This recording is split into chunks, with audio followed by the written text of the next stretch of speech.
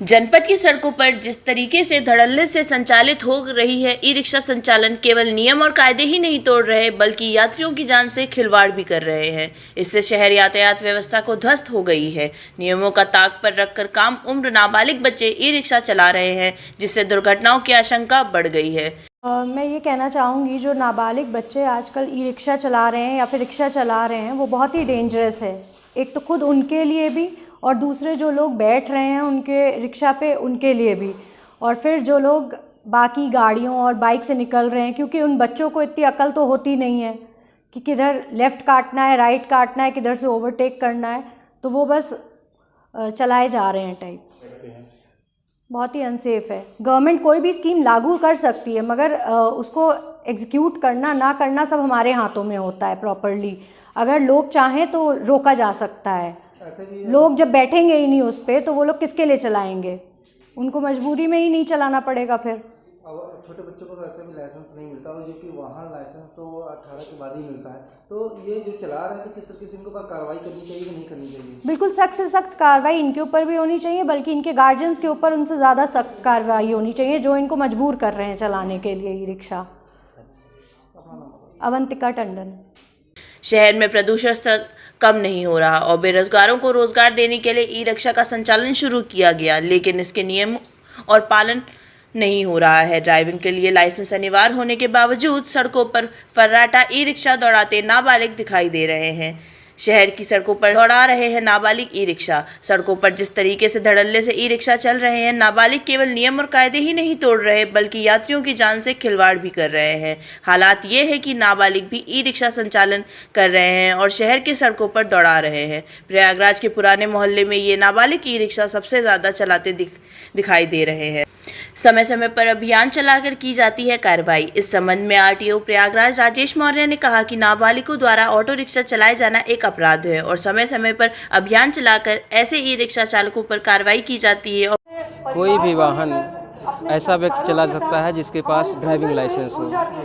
Driving licence प्राप्त करने की उम्र 18 वर्ष है व्यावसायिक वाहन की। ऐसे भी कोई अगर 16 वर्ष का है तो विदाउट गियर वाहन चला सकता है, उसका अलग डीएल बनता है। लेकिन कोई भी व्यावसायिक वाहन है तो उसको बिना डीएल प्राप्त किए वाहन नहीं चलाना चाहिए। अगर कोई ऐसा करता है तो अपराध है और हमारे आरटीओ समय समय पर इसके लिए कार्रवाई करते रहते हैं अपने चेकिंगों में। हर महीने जो भी ऐसे चालक मिलते हैं उनको चेकिंग में, जिसमें उनको मिला कि नहीं ये बिना डीएल के है या फिर इसके पास डीएल नहीं है, तो उसको जो है उस गाड़ियों को बंद किया जाता है। बिल्कुल वो गलत है और जब भी चेकिंग में हमारे आरटीओ को मिलता है तो ऐसे वाहनों के विरुद्ध कार्रवाई होती है। लगभग ई रिक्शा की संख्या 8000 है। शहर में जो भी ई रिक्शा हैं उनकी संख्या 8000। जो नहीं पंजीकृत हैं उनको कोशिश ये रहती है कि उनको मिले तो उनको निरुद्ध किया जाए, उसको डिसमेंटल कराया जाए। इसीलिए तो रोड सेफ्टी का मंत्र बनाया गया है, जागरूकता फैलाई जा रही है। ये सबका दायित्व है, हमारा आपका। जिनके घर के बच्चे ऐसे वाहन चलाते हैं उनको भी जागरूक होने की ज़रूरत है।